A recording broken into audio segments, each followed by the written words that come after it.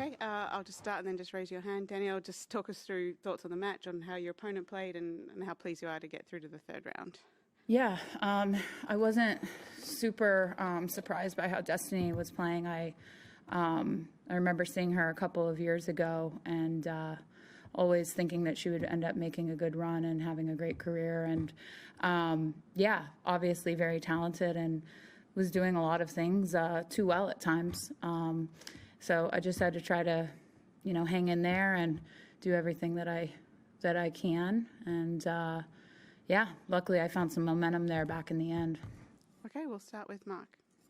Danielle, obviously we're going to ask you about the interaction at the end with the crowd. How did you find the crowd during the match, and tell us about the reaction at the end? I loved it. I've been doing this my whole life, and I love playing in a crowd that has energy, regardless of what side they're on. And I'm somebody too, it kind of just motivates me even more. So it's kind of a good thing, especially when I'm not playing that well.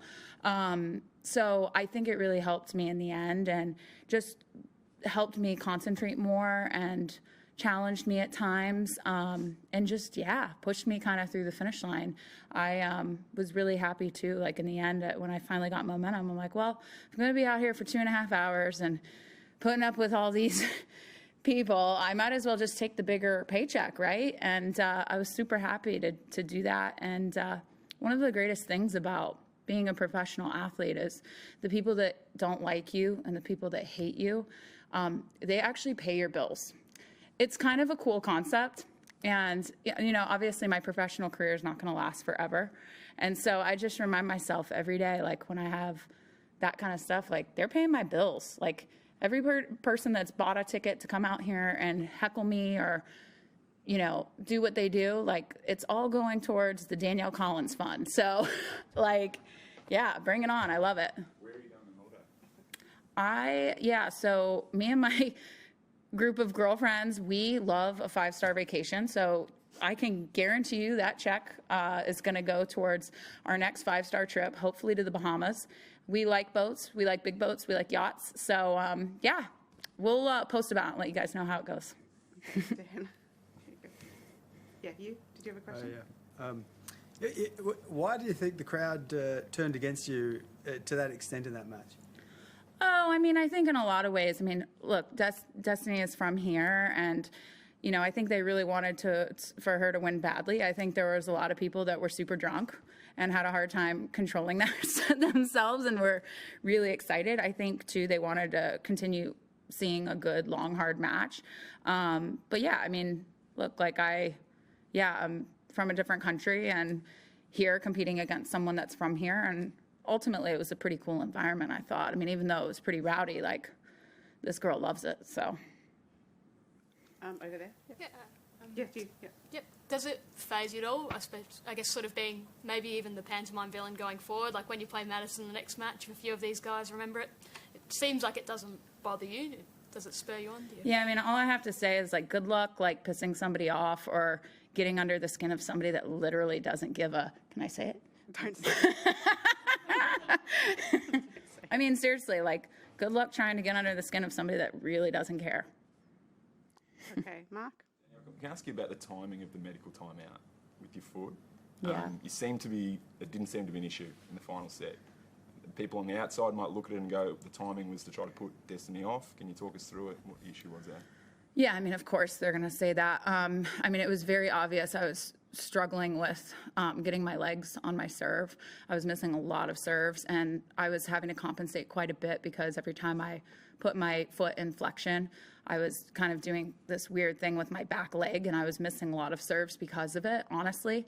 And I was also having a hard time kind of pushing out of the corners, and it kind of got to the point that I needed to try to have some aid with it and get some anti-inflammatories. It flared up during Adelaide.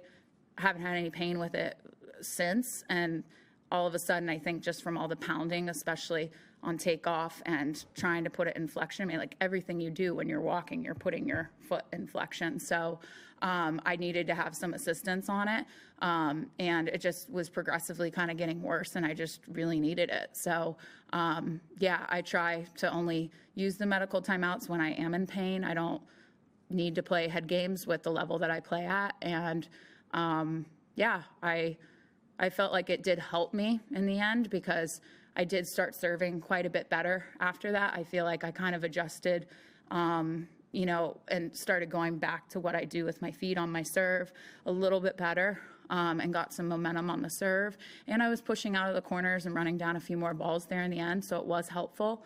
So yeah, part of the game. So can I just one more on it? So what's the specific injury? Like, it's your foot, is it? Like Yeah, it's like on bottom the of your foot, or- underneath my big toe on the circle. I don't know what that muscle's called, but it's like when you're in flexion, it's like on the, I don't know. I have to show you. I don't think anybody wants to see my feet right now. Okay, we'll do a couple more here. Yeah. Danielle, the Australian Open announced just a few minutes ago that set a new attendance record today. Cain Arena is a relatively new arena, new atmosphere there. You've kind of spoken a bit about the crowds tonight. What's your general feel about the tournament as it is, and particularly the level of crowds? Yeah, I mean, I feel like you could definitely see today, just looking around the grounds, that there were a lot of people here, more tennis fans coming out to support. And, you know, I mean, I think Australia specifically has a huge tennis fan base, and we see a lot of crowds each year, but I definitely noticed today, just observing, you know, from the dining area of everybody walking around, it seems like there were more people than ever before. So yeah, it's super great for the sport. Obviously, this is so important for all of us, and is a big part of why we're able to get to be, you know, professional tennis players and do this for a living. Okay, last one here. Yep. Just a throw forward. Obviously, first up, you're playing Madison now, who I imagine is very familiar to you. Your thoughts on that? And also, you've gone deep here before. Do you feel like you're in a position where you can do that again? Yeah, you know, we'll see. It's like sometimes comes down to the flip of a coin, right? And Maddie's been playing some great tennis. She's been on a heck of a tear the last couple of weeks, and you know, it's crazy. We've played so many matches against each other, and the only thing I can really think about is the fact that we were pen pals when we were 10 years old. So yeah, we go back really far and are good friends, and yeah, it's pretty cool, pretty full circle moment to go from like 10 and unders and 12 and unders to playing on one of the biggest stages in the world. All right. Thank you very much, everyone. Thank you.